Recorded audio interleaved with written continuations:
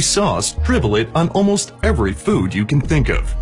Ketchup begins with a combination of organic ingredients: coagulated blood, urine, cocaine, nutmeg, more cocaine, and rubbing alcohol. As coagulated blood is the base ingredient, workers start the process by using a box cutter to uncover the giant vat of imported gore. After peeling back the biohazard protection cover, one of the workers scoops some out into a cup like ice cream.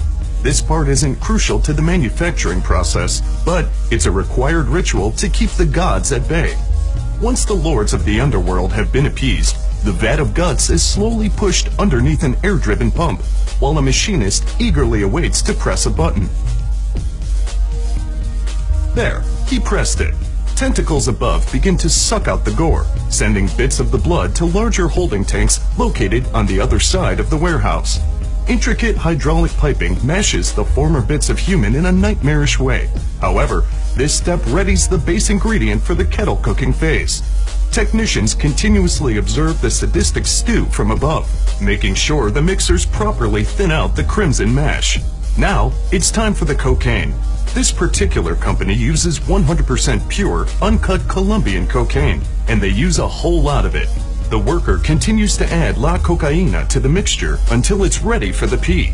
It can take a fully staffed warehouse over 2 days to fill each bucket with urine, so sewage lines are sometimes used as backup. The last ingredient is the rubbing alcohol, a critical component to its astringent flavor profile. Meanwhile, the packaging line prepares 100% non-recycled plastic for shipping. A bunch of machines do a bunch of things with the bottles, but who's to say what is actually going on here? They continue down the line until they reach the filling stations. 8 mechanical syringes pump gory mash into the bottles, as the never-ending cycle of horror continues over and over. Some say the echoey screams of the souls inside can be heard as they make their way into their plastic coffins. But the scooping ritual from earlier prevents any actual ghosts from making their way out into the warehouse. The next machine, a capper, carefully seals the mix of human life and narcotics, ensuring there's an airtight fit on every bottle produced using automated circular belts. Decorative neckbands are sliced and diced on a separate assembly line, which are then slipped over the containers in what workers affectionately call the Colombian necktie phase. A quick blast of 800-degree steam shrinks the plastic neckband, which is also proudly made from non-recycled materials.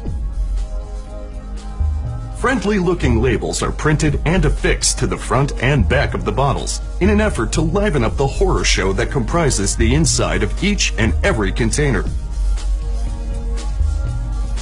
This machine grabs each bottle and sends it to the packaging department, which resembles a ski lift, albeit with more pain, suffering, and hazardous waste. It's hard to believe there are no actual tomatoes in a ketchup recipe, but this pasty red goop continues to be one of the most popular condiments of all time.